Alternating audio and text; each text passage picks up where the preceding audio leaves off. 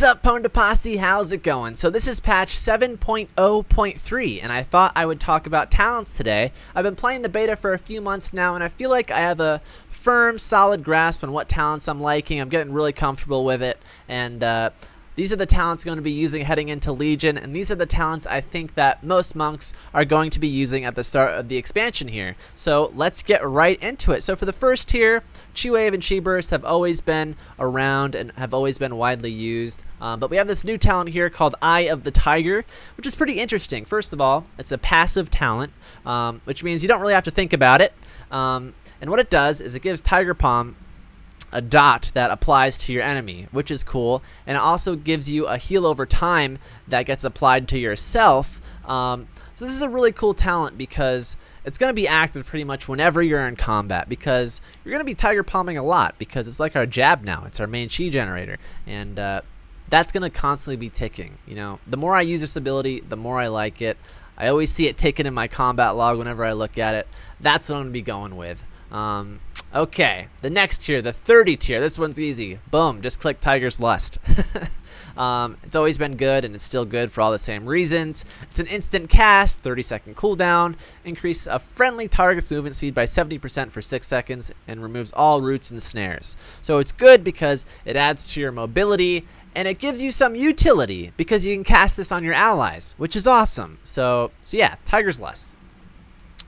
The next tier here, so this is my least favorite talent tier here in Legion. I tried Ascension for a while. I dabbled into Power Strikes for a bit, and they're just very meh. I feel like they don't really add much. Energizing Elixir, I'm kind of bummed out that they merged Chi Brew and Energizing Elixir into one ability. Chi Brew was an amazing ability because it synergized so well with Healing Elixirs at the time. It synergized well with our Mastery at the time, Bottled Fury, and it allowed us to have that on-demand damage and on-demand burst. And I feel like Energizing Elixir is going to be good for similar reasons. It's going to give you that on-demand damage and on-demand burst. It's kind of like a crappier version of Chi Brew, in my opinion. Next up, yeah, Leg Sweep. This is pretty self-explanatory. It's a 5-second stun. You need stuns in PvP, and it's still the same thing. 45-second cooldown. It's an AoE 5-yard stun for 5 seconds. So I think most of the time you're gonna want to be spec'd into this. I haven't even tried the other two talents here. Ring of Peace works differently now. If someone tries to damage you within the ring, they get knocked back, which is interesting, I guess. And Dizzying Kicks, that slow that it applies looks brutal, but I don't know. If you can justify not having Leg Sweep and not having that stun, go ahead and try those out, but I feel like most of the time you're gonna want Leg Sweep. Okay, the 75 tier. This is a situational tier, and kind of like Leg Sweep, I feel like Healing Elixirs is a safe bet. You're probably gonna want to use Healing Elixirs most of the time. But Diffuse Magic is still around, although it is nerfed a bit here in Legion. But if you see yourself up against a caster comp or whatever, go ahead, feel free to try that out. Dampen Harm's gonna help it so you don't get bursted as hard. But yeah, I think Healing Elixirs is a safe bet here for most things. The next row, the 90 tier, this is an interesting tier. I'm liking this tier, especially since the last update because they buffed hit combo. And hit combo is really interesting. Check this out, guys. So basically, if you don't repeat your attacks, if you don't repeat your abilities, you're going to get this buff called hit combo or combo strikes, whatever. And it grants a 2% increased damage, and it stacks up to 8 times. And so that means you can get a total of 16% increased damage, which is a lot. And I've been liking hit combo more and more, especially since the last patch. And I still think there's something to be said for Rushing Jade Wind. I love this ability, guys. And I think it's going to be really good in BGs. And it's going to be viable. So it's a really good ability for spinning flags, interrupting people from capturing nodes, and if you can like get your clones out, your Stormworth and Fires out, and you're in a big fight, you can do massive AoE. So I think that's still viable too. Zwen, he's unappealing for all the same reasons he's sort of always been unappealing. It's not that he sucks, it's just that the cooldown is too long. It's 3 minutes.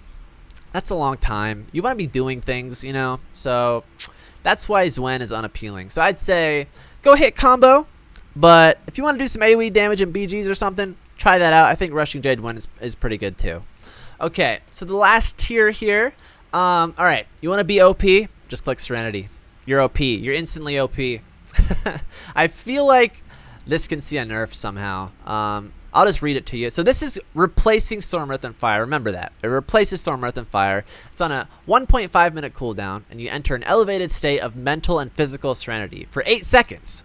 While in this state, you deal 40% increased damage and healing, and all chi consumers are free and have 50% reduced cooldown. You can pretty much take someone from 100 to 0 in seconds with this, and it's not really like rocket science on how to do it. You basically, how would I explain it? Like, get somebody in a stun, like a leg sweep, pop Touch of Death, pop your damage modifiers like your racials or whatever, and then just go through the motions. Strike of the Wind Lord, Rising Sun Kick, Fist of Fury, use Blackout Kicks as fillers, and they're just going to drop dead. It does a ton of damage. That's OP.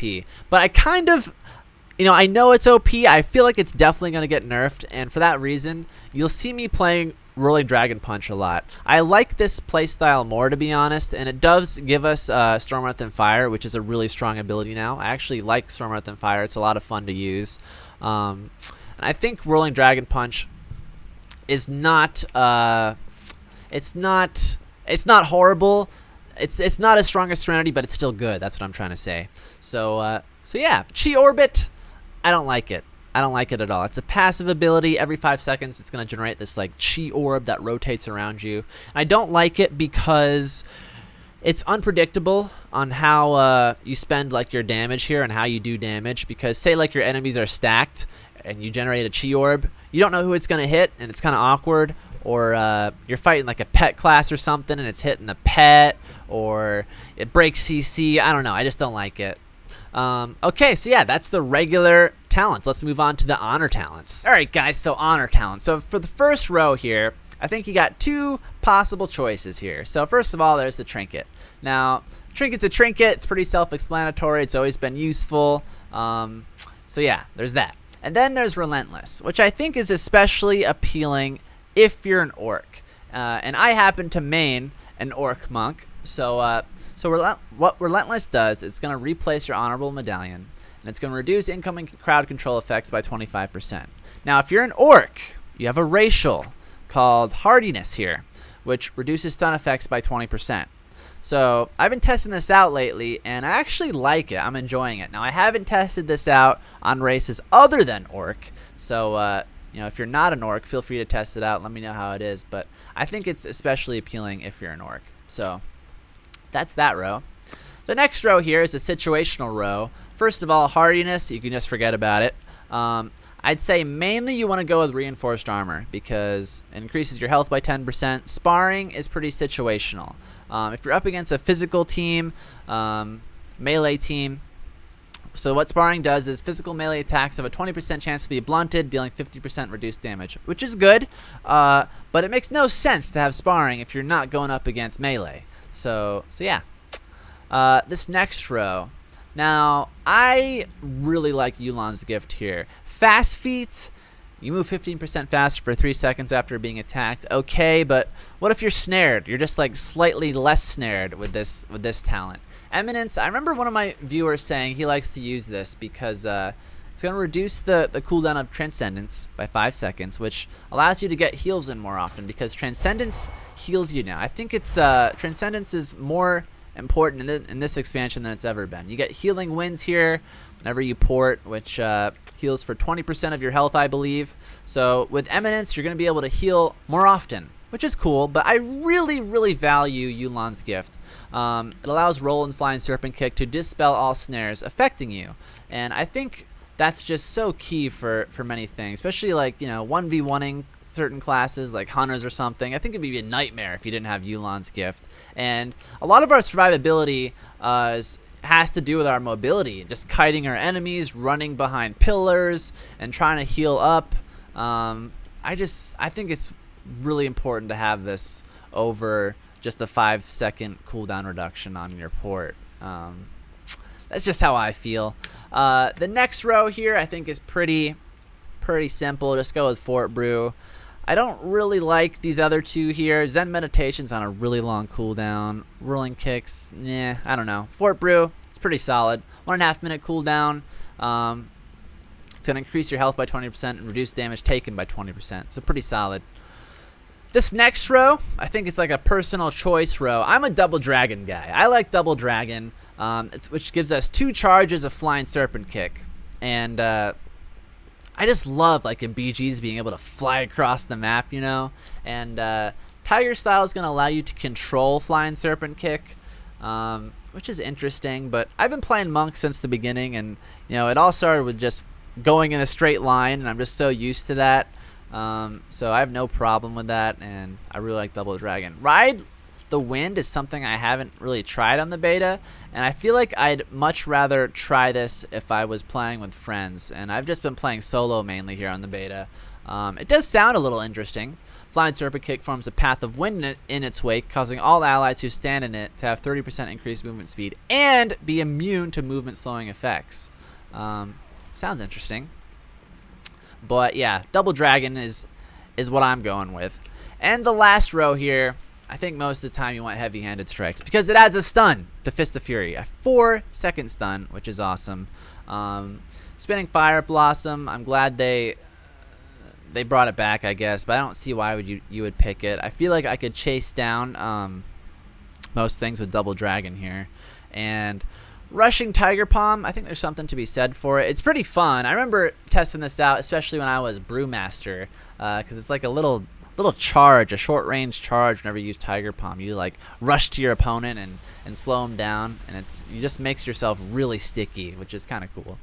So yeah, that sums up my thoughts and opinions on talents here. So I hope you guys enjoyed the video. If you did, leave me a thumbs up, and if you haven't already, subscribe to join the Pwnda Posse. Thanks for watching, guys, and as always, I'll see you next time.